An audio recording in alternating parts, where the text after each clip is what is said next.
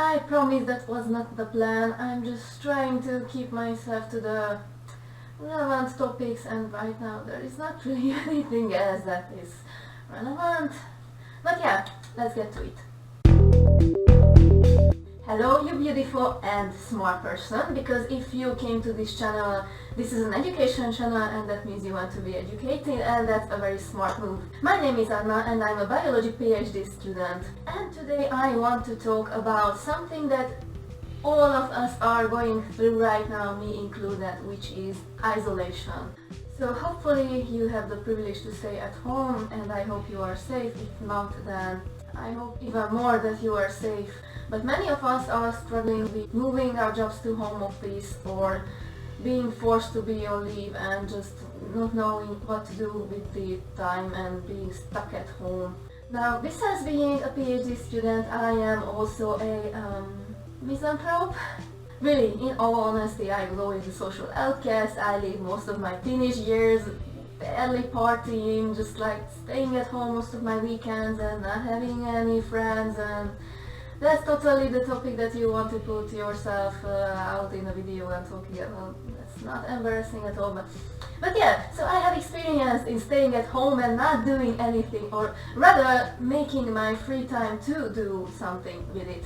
So just let's get to it and start with my tips. The number one very first tip is that have a schedule.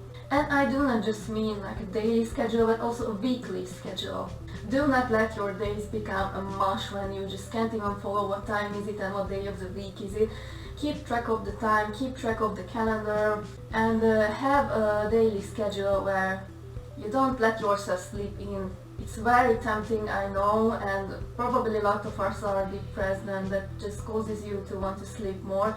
But set an alarm for not just waking up, but for the start and end of your activities. So if you're working in home office, then obviously you have to accommodate some time for working, but do not only include working, include also recreation, food breaks, coffee breaks, whatever. I'm not saying smoke breaks, because smoking is not a really good thing to do right now. Just smoking is not good anyway, just don't smoke. And your schedule shouldn't be just daily, as I mentioned earlier. Also keep track of the days of the week, and make sure to accommodate time for hobbies, just general recreation, doing nothing, gaming, meditating, creating, watching series, and even the most useless stuff is useful for you if it feels good and makes you feel better. Number two is creating.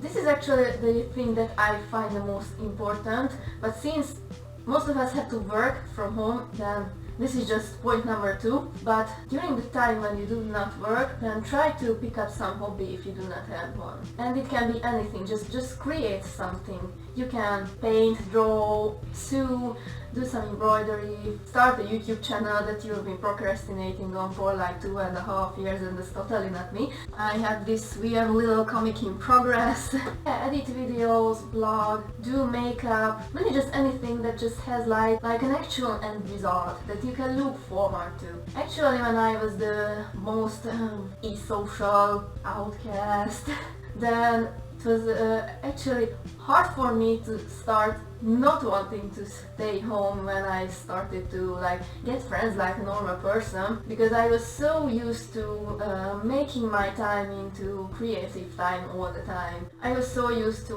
drawing all the time. I'm a hobby artist. I also like to play The Sims and build houses. I think that counts as creation too. It doesn't matter if it becomes useful later, just have some exact thing to look forward to. It's very motivating, and it helps you pull you out from depression when you just think everything is hopeless, and then you just realize that, oh, I want to finish that really nice, I don't know, sewing project or that picture, and I want to put it on the wall, and then you just have this goal in front of you, and then the satisfaction when you finish, which is something we all need.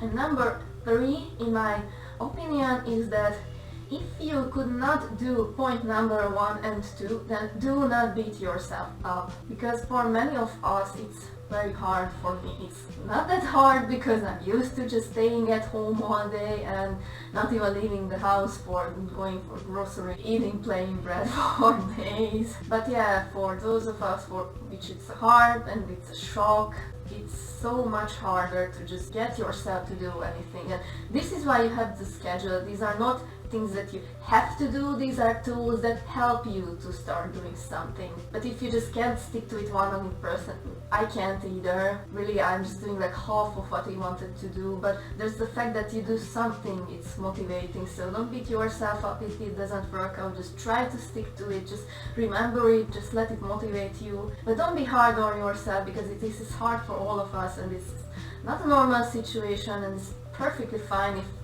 there are times when you just want to lay on the bed and just watch some series or play some game. Sometimes I binge play Candy Crush for 2.5 hours in a row, because just pull it through, do some whatever that makes you feel okay for the time being and helps you to survive. And number 4 is be kind. Be kind to people, to friends. That goes back to point 3. We are all struggling more than usual, and sometimes that brings out the worst of your personality. And I'm certainly ashamed of falling for this mistake and not being nice to people and not understanding that they are stressed too, and all of us are going through it. So just remember that it's okay to be angry, it's perfectly understandable. Just don't be ashamed of your feelings, but also don't let them out onto other people who do not deserve it, because they are struggling too, and we all need a shoulder to cry on, a helping hand. Try to find the right outlets for them. Tweet it out, write a blog, scream into a pillow. Don't directly go to your friends and say not so nice things, but instead ask for permission to vent, but if there is none, then find other outlets. Point number 5 is exercise. I have exercise in my weekly schedule. I do a TV exercise. It can fit into a small room, you do not need any tools for it, and you should definitely look at something like that. Even if you can't go outside at all, just open the windows, let some oxygen in, and then just do something that sends your heart rate up. If you're healthy, then you need it to keep healthy, and it also helps alleviate a bad mood. So definitely put exercise in your schedule, and even if it's hard, it will make you feel accomplished, just like when creating something. Of course, be careful and do not get injured, but hopefully if you just do jumping jacks in your room and a few push-ups, then you'll be okay. Yes, and just other tips that I just did not feel like numbering, but I'm trying to include them too. This is the perfect time to try those minimalistic, viral 2 to 3 ingredient recipes that you see. Just make sure to stick to credible sources. Make sure that the schedule includes things that you don't think that you should do, but really you should. So, for example, even if you stay home, do not stay in your pajamas. Maybe change into another set of pajamas. This is better too than just staying in whatever you slept in, because you created this little ritual that helps you start your day. Make nice breakfast. Maybe do your hair and makeup. Just make daily rituals that helps you feel like you started the day. Shower in the morning, like as if you were getting ready to go outside, even if you don't. I also set deadlines and make sure that everything is done by the time I have to hand it out to my supervisors. So these were the tips of the misanthropic science student for getting through the isolation, quarantine, self-isolation, whatever you call it.